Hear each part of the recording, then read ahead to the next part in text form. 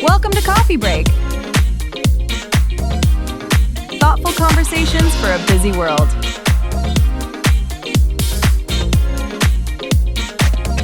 Let's begin. Hello and welcome back to The Deep Dive. It is great to have you with us today. Today, we are going to do something a little bit dangerous. Dangerous is a strong word to start with. I like it.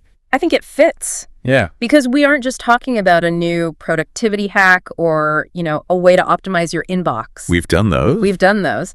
Today, we are going to take a look at your calendar, your to-do list, and that nagging feeling you probably have right now, that low-level hum of anxiety that says you should be doing something else. I know that hum.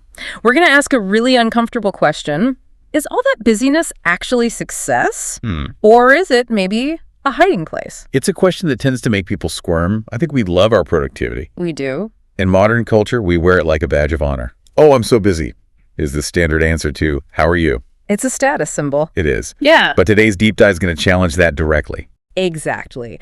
We are diving into a concept called the stillness deficit. We're pulling from a stack of excerpts related to a really fascinating discussion, specifically centering on a piece from Coffee Break, episode 055, titled The Stillness Deficit, Why Busyness Masks Uncomfortable Truths. A very direct title. Very direct. And look, I'll be honest right out of the gate, when I first read through the source material for this one, I felt personally attacked. I think most of us do when we encounter this idea. It touches a nerve. It really does, because the premise we are unpacking today is that for a lot of us, and I'm thinking especially working adults, entrepreneurs, high achievers, our packed schedules aren't necessarily a sign that we are crushing it. Right. They might be a sign that we are running from something. Precisely. The core thesis here from the source is that constant busyness often functions as a shield. It's a defensive mechanism. A shield. It protects us from uncomfortable thoughts, from emotions we don't want to process, or even just from the sheer anxiety of uncertainty. I want to stick with that image for a second, the shield, because it completely flips the script. Usually we think of our tasks as, arrows, weapons we use to attack the day. Right. We're on the offensive. We're slaying dragons. But this suggests we're on the defensive. We're just holding up a shield, hoping nothing gets through. Exactly. We're not moving forward. We're just trying not to get hit by our own feelings. So the mission for this deep dive is to figure out if we are using our tasks as armor. We want to understand the mechanism of how we use noise and activity to block out our own thoughts. And importantly, we need to differentiate. Because we aren't saying work is bad. That's not the message. No. We aren't saying don't be productive. Yeah. If you stop paying your bills or showing up to meetings, you have a different, much more immediate set of problems. Yes, let's be clear. The deep dive is not advising you to get fired today. That's not the takeaway here. Please don't. We are trying to distinguish between meaningful activity and what the source calls avoidance. There is a very specific flavor of busyness that isn't about output. It's about emotional regulation. And hopefully, by the end of this, we can find some practical ways to reclaim a little bit of stillness without feeling like we're being lazy.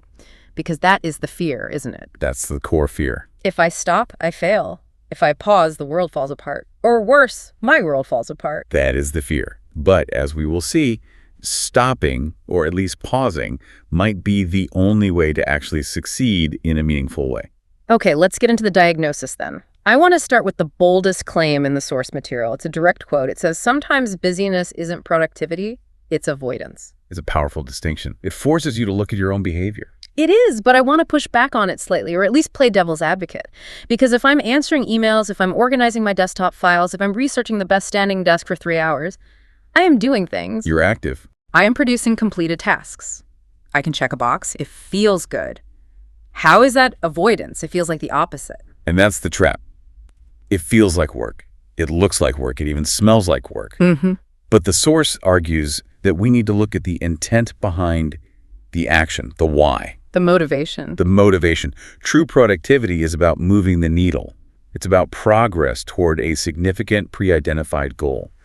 Avoidance busyness, on the other hand, is about velocity. Velocity. Explain that. Yes. It's about maintaining a certain speed so that you don't have to look around. Think about it like physics. You have speed, which is just how fast you're going. And you have velocity, which is speed with a direction. Okay. A lot of us are moving at 100 miles an hour, but we're just running in a circle. We have high speed, but zero velocity. That's a terrifying image. It's like the difference between driving somewhere specific and just driving fast on the highway because you don't want to park the car and go home. That is a great analogy. The driving is the distraction. When you are in avoidance busyness, the goal isn't the output. The goal is the sensation of being occupied. Just the feeling of motion. Yes. The source describes this activity as a shield. Now ask yourself, what are you shielding yourself from? Well, the source says uncomfortable thoughts or emotions. Right. But that's a bit abstract. Let's get specific. What does that actually look like on a Tuesday morning for you listening right now? Okay, let's make this real, because I think we all do this without even noticing. I'll give you a scenario. You wake up in the morning, your alarm goes off at 6:30, your eyes are barely open, the room is dark. What is the very first thing you do? For the vast majority of people, they reach for the phone. Immediately. It's almost a reflex. You haven't even sat up yet. You check email, you check the news, you check social media. Why? Is there an emergency email that came in at 4 a.m.? Probably, yeah. Unless you're an ER surgeon or, I don't know, the president, the email can wait 15 minutes. But we act like it can't. We act like the world depends on us seeing that notification right now. Right. But the source suggests we aren't checking it because we're diligent employees. We're checking it because if we don't check it, we have to lie there for 30 seconds with just our own thoughts before the day starts. And that gap, that 30 seconds of silence, is what the source suggests we are terrified of. We fill the gap instantly. It's a dopamine hit, sure, but it's also a way to jumpstart the brain into reaction mode so it doesn't have to go into reflection mode. Reaction mode versus reflection mode. That's interesting. Reaction is easier, isn't it? Much easier. Reaction is automatic. It's stimulus response. See email, delete email, some headline, get angry. It's a script. There's no original thought required. None. Reflection requires you to generate the input. You have to ask, how am I feeling? What do I actually want to achieve today? Not what's on my calendar, but what matters. Why is my chest tight? That's heavy lifting. And nobody wants to do heavy lifting at 6:30 a.m. You want the easy stuff. Exactly. So we grab the phone. It's the path of least resistance. It's the cognitive snooze button. The text also alludes to transition times. This is another huge area for this shield to pop up. Transition times, you mean like the commute? That's one. But I'm thinking even smaller. The spaces between the events. You have a meeting ending at 1:55 p.m. You have no one starting at 2 p.m. You have 5 minutes. You are sitting at your desk.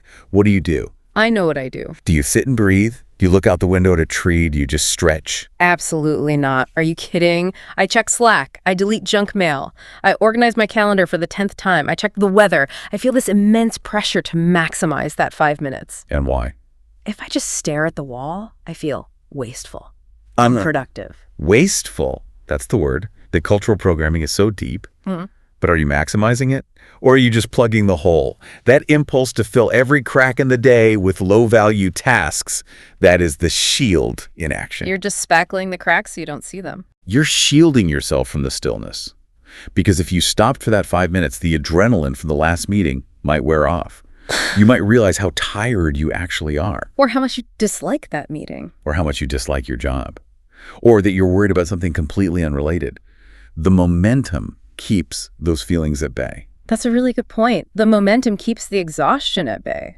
If I stop, I crash, so I just keep going. It's the modern trap, isn't it? Especially for the audience we are talking to, working adults, people building businesses. Our identity is so tied to output. If I'm not outputting, do I even exist? That gets deep fast. But it's true. We measure our worth in deliverables, in checked boxes, in emails sent. That is the existential crisis lurking underneath. For entrepreneurs especially, this is incredibly tricky. We should really dig into that for a second. Why them in particular? Because entrepreneurship is defined by uncertainty. Yeah. You don't know if the product will launch well. You don't know if the client will sign the contract. You don't know if the market will shift tomorrow. That uncertainty generates a tremendous amount of anxiety. And anxiety is uncomfortable. We hate it. Our brains are wired to get rid of it. We hate it. So what is the antidote to anxiety?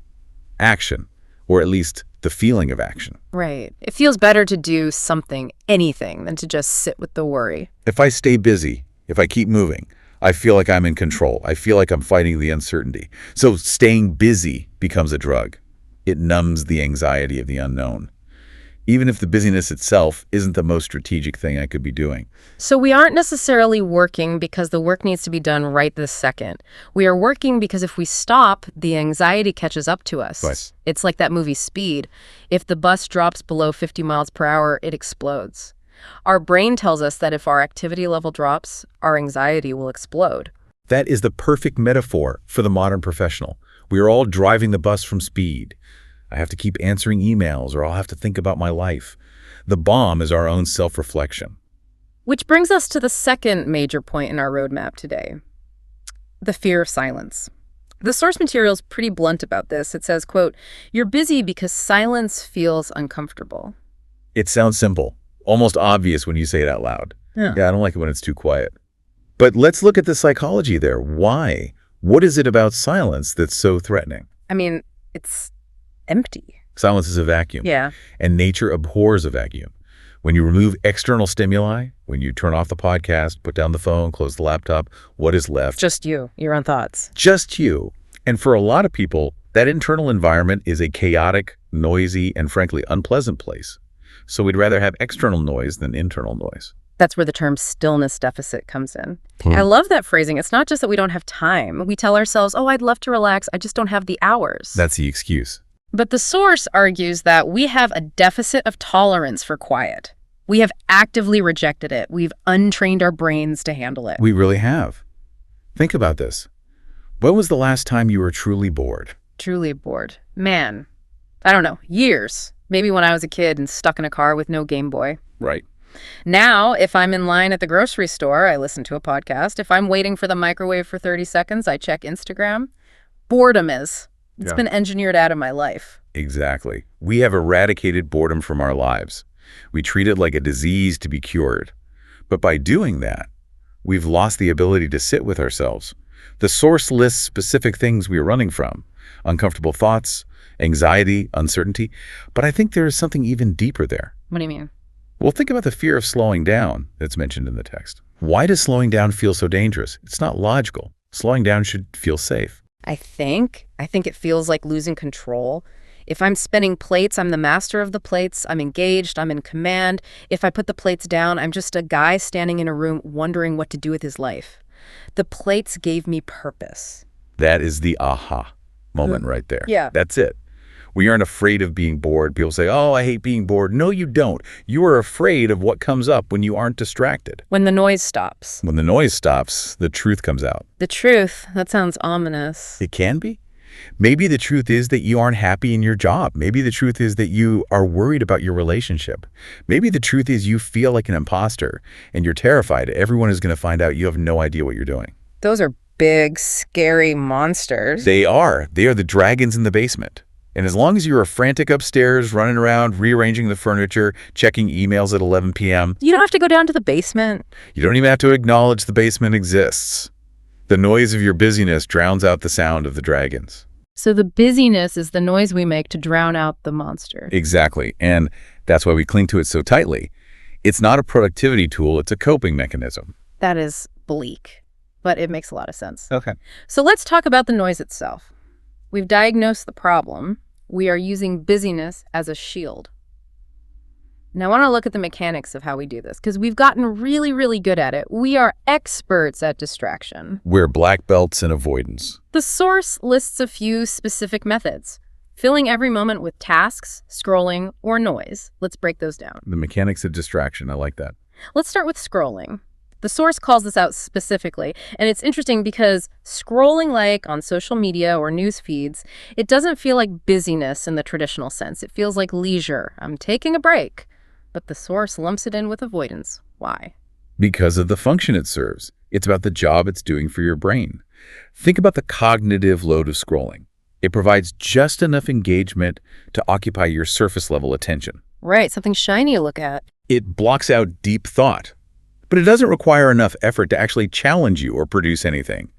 It is, for all intents and purposes, a digital pacifier. A pacifier. That is humiliatingly accurate. It keeps the brain in a state of passive reception. You cannot ruminate on your existential dread if you are watching a 15-second video of a cat making a funny noise. It's neurologically incompatible. You can't do both at once. You can't. It occupies the visual and auditory processing centers just enough to prevent the default mode network of the brain, the part that thinks about you and your life and your past and future, from fully taking over. So it's a jammer. It jams the signal of your own consciousness. It jams the signal, and it offers variable rewards, dopamine. Oh, that's funny. Oh, that's shocking. Oh, I want that. It keeps you hooked, pulling the lever on the slot machine. It's true. It is impossible to have an existential crisis while watching a cat video. The brain just isn't built for it. So we use it to regulate our emotions. We feel a ping of anxiety. Scroll. We feel a moment of boredom. Scroll. We feel a hint of sadness. Scroll. It's not a choice anymore. It's a reflex. Then there is the noise aspect, and the source talks about this as both literal and figurative. Let's start with literal. Yes. Literal noise is obvious. It's the podcast you listen to while doing the dishes. It's the music you blast while driving. It's the TV that is on in the background, even when no one is watching it. And look, I love podcasts, obviously. We're making one, and I assume the people listening love them too. But I catch myself doing this. I cannot walk the dog without headphones in. I cannot fold laundry without a YouTube video playing on my tablet. Why can't I just fold the laundry? Because if you just fold the laundry, your mind is free to wander.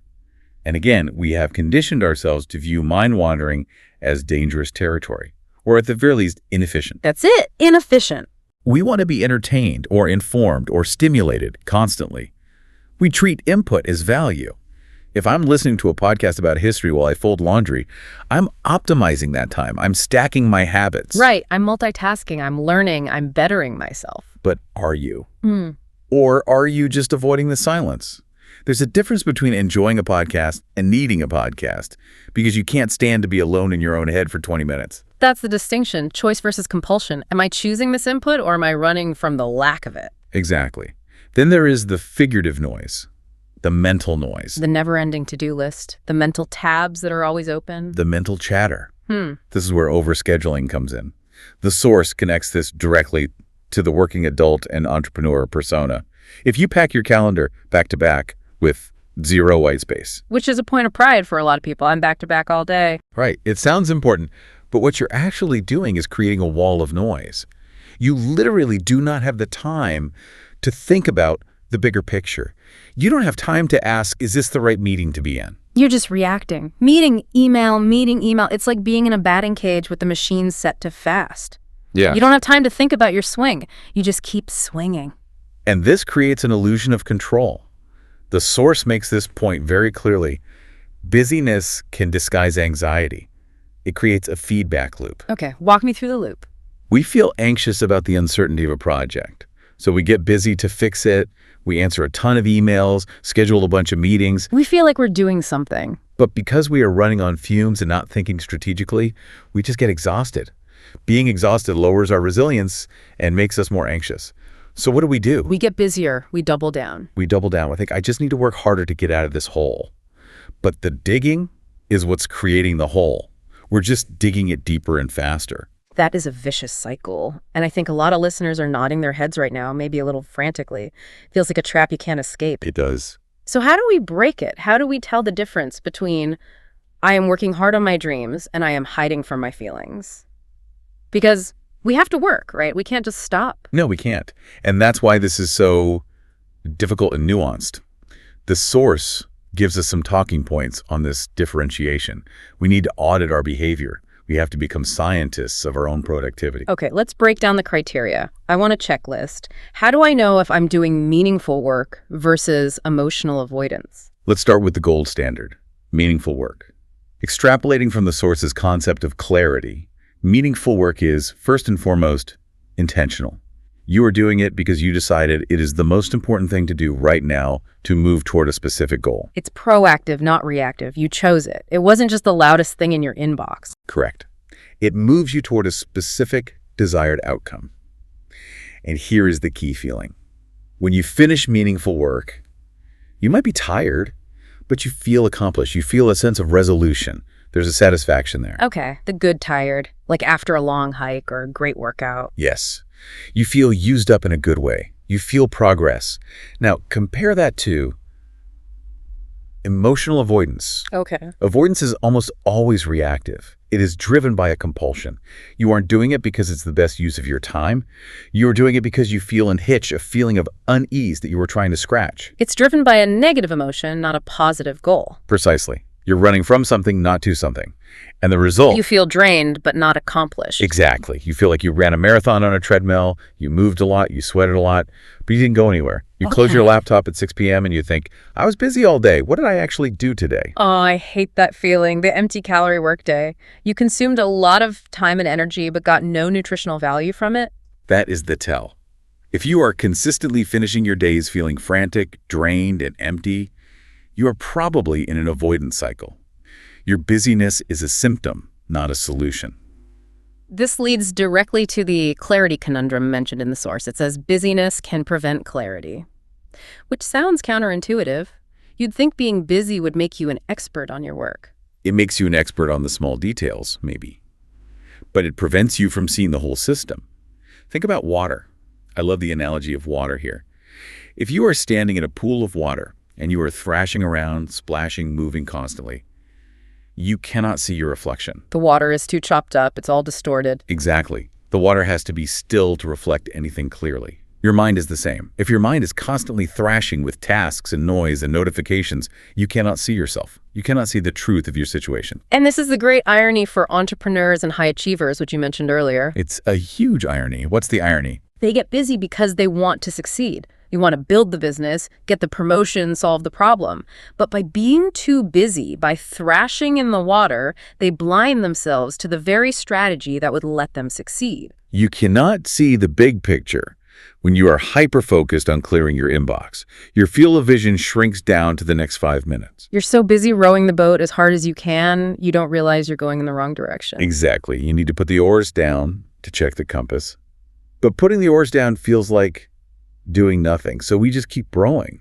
We row harder, and we end up really, really far away from where we actually wanted to be. That's the tragedy of it. The effort is wasted because the direction is wrong, and you can only find the right direction in the quiet moments. Which brings us to the most important mindset shift. We have to reframe stillness. We have to change our relationship with it. This is the big one. The source material has a key takeaway that I think we need to, tattoo on our foreheads. Stillness isn't laziness. Sometimes it's where clarity starts. This is the hardest hurdle for the modern worker, isn't it?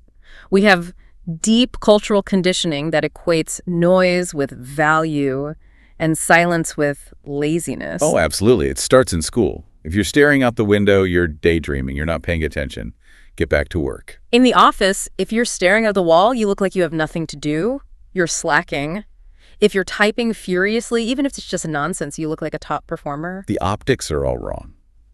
The appearance of effort has become more valuable than the quality of the thinking behind the effort. If I tell my boss, I'm going to spend the next hour staring at the wall to gain clarity, I'm probably getting fired, or at least judged heavily. Maybe don't phrase it exactly like that in your performance review, but the underlying truth is valid. The source argues that stillness is an active state. It is not passive. Say more about that. Stillness as an active state. It is not just not working. It is a specific, meaningful activity where your brain does its most important work, processing information, synthesizing ideas, making connections, and making good decisions. It's strategic. It's high-level processing. Your brain is consolidating the data. It is essential. Without stillness, as we said, you are on autopilot. You are letting the current take you. And you cannot make good, complex decisions while you are in a state of frantic avoidance. Your brain is in the wrong mode. Your brain is in survival mode. Yeah. It's looking for threats. It's looking for the next email, the next notification. It's not looking for opportunities. It's not being creative. It's just trying to survive the next 5 minutes. So if we accept this, if we accept that we have a stillness deficit and it's hurting us, what do we actually do? Because I can't just quit my job and move to a monastery. No. I have deadlines. The listeners have kids, businesses, mortgages. We live in the real world, a very noisy world. And the source acknowledges this. We aren't preaching monkhood here. The advice has to be practical. It offers practical ways to create healthy pauses without feeling unproductive. And the constraint here is key. We need realistic strategies for people who feel guilty when they stop. So, no week-long silent retreats. Let's talk about the micropause. This is strategy 1. This is the entry level. Yeah. It's about reclaiming the transition times. We talked earlier about the elevator reach. checking the phone for 10 seconds. The strategy is simple, but not easy. Don't. That sounds painful. Genuinely. It will be. Your thumb will twitch. But look, take brewing your coffee. It takes, 90 seconds? A couple of minutes? What about that? Usually you'd be scrolling through news headlines or emptying the dishwasher or wiping the counter. Instead, just stand there. Just stand there. Watch the coffee drip. Smell it. Feel your feet on the floor. Pay attention to your own breathing. Just exist for 90 seconds. And the whole time my brain will be screaming at me that I could be doing something else. Yes. And your job is to notice that screaming. Notice the urge to pick up your phone. Feel your hand twitch. And just don't do it. When you describe it like that, it sounds like withdrawal from a drug. It is withdrawal. We are addicted to the stimulation. We are addicted to the distraction. This is the first step of detox. When you are walking from your front door to your car, don't put the headphones in yet. Just walk in silence for 20 feet. Listen to the birds. Listen to the traffic. Feel the air on your skin. It sounds so small, so trivial, but I imagine the cumulative effect is huge. It breaks the loop. It signals to your brain, I am safe in the silence. I don't need the shield right now. It lowers the baseline anxiety. It tells your nervous system, we aren't being chased by a tiger. We can relax for a minute. It's like building a muscle, the stillness muscle. Yeah. Start with very light weights, 90 seconds. Okay, I can do 90 seconds. I can try. What about something a bit more structured? The source suggests intentional silence. This strategy helps with the productivity guilt. If you feel like you always need to be completing a task, make stillness a task. Oh, that's clever. Use the system to beat the system. Treat it like a meeting. Schedule a do-nothing block. Put it on your calendar. Make it red. 10 a.m. to 10 a.m. Strategic reflection.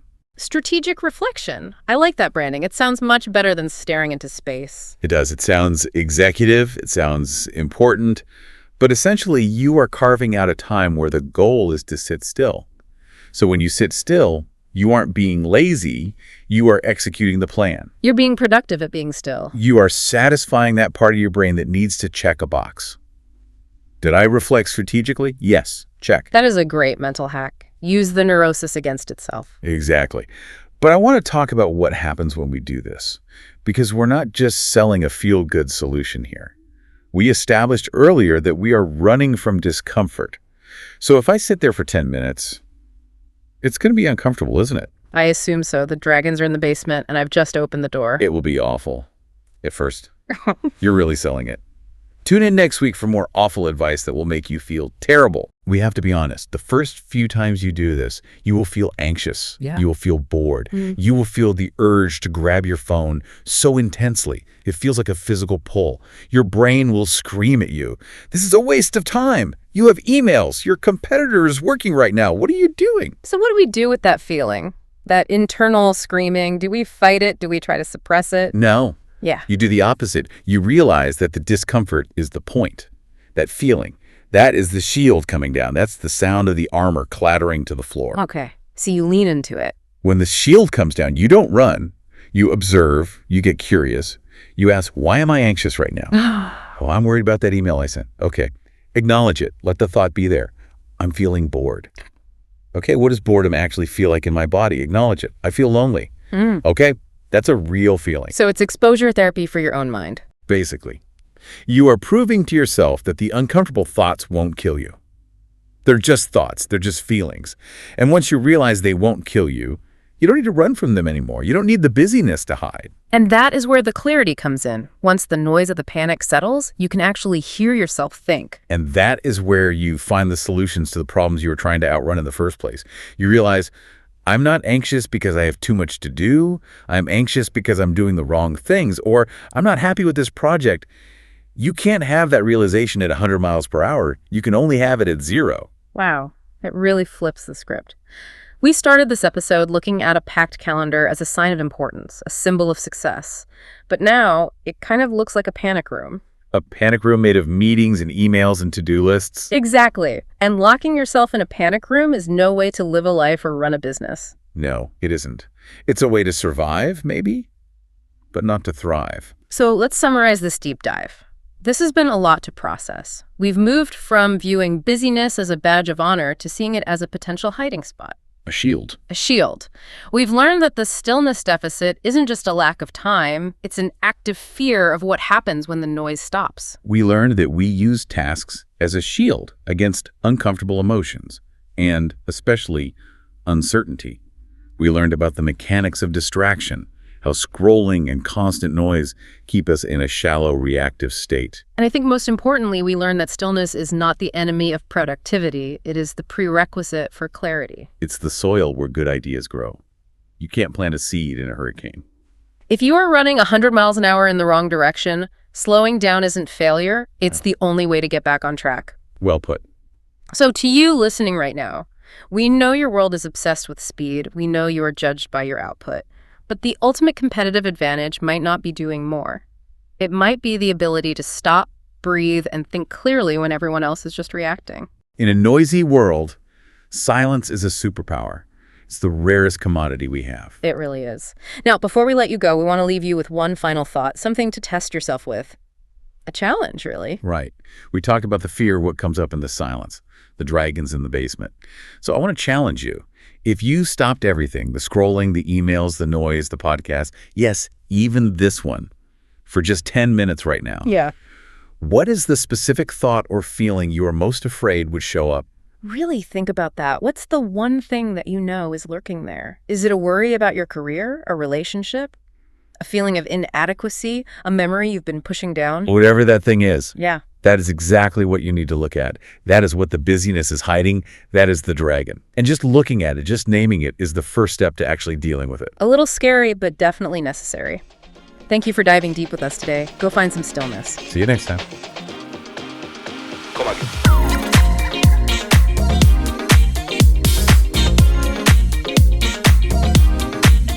Thanks for spending this time with us on Coffee Break. If this conversation stayed with you, you can find more episodes here on the channel. Until next time, take care.